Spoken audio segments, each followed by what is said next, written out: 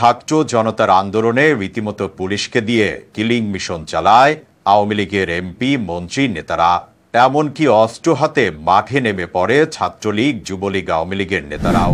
সেই ভিডিও ছবি গণমাধ্যমে উঠে এসেছে। হাজার হাজার আওয়ামী লীগ নেতাদের বিরুদ্ধে হয়েছে মামলাও।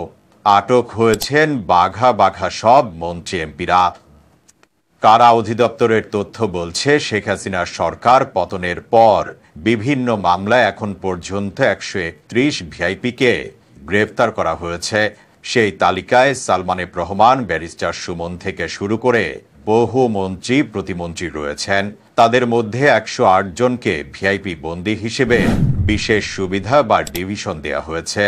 বলা হচ্ছে, এই 108 জনের মধ্যে সাবেক মন্ত্রী, প্রতিমন্ত্রী ও উপমন্ত্রী রয়েছেন 29 জন। সাবেক সংসদ সদস্য আছেন 22 জন। এছাড়া সরকারি কর্মকর্তা 44 জন এবং অন্যান্য পেশার আরও 13 জন। তবে ভিআইপি হিসেবে কারাগারে আটক 23 জন এখনও ডিভিশন পাননি। সাধারণত ডিভিশন পাওয়া বন্দী একা বা একাধিক বন্দীর সঙ্গে থাকতে একটি কক্ষ বরাদ্দ পান। সেখানে খাটে জাজিম ও তোশকের উপরে চাদর বিছানো থাকে, একটি চেয়ার এবং একটি টেবিল থাকে। বন্দীদের জন্য আলাদা শৌচাগার থাকে। বন্দীকে প্রতিদিন একটি বাংলা ও একটি ইংরেজি দৈনিক পত্রিকা দেয়া হয়।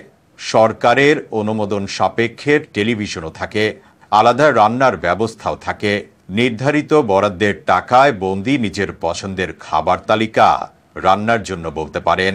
ডিভিশন পাওয়া বন্দীর তত্ত্বাবধানে একজন কয়েদিকে দায়িত্ব দেওয়া হয়। 15 দিন বা 1 মাসে স্বজনদের সঙ্গে একবার সাক্ষাৎ করতে পারেন।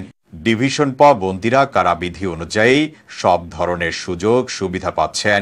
তবে 23 ভিআইপি বন্দী ডিভিশন চেয়ে আবেদন করলেও আদালত এখনও অনুমোদন দেননি। সুতরাং তাদের সাধারণ বন্দী হিসেবেই কারাগারে থাকতে হচ্ছে।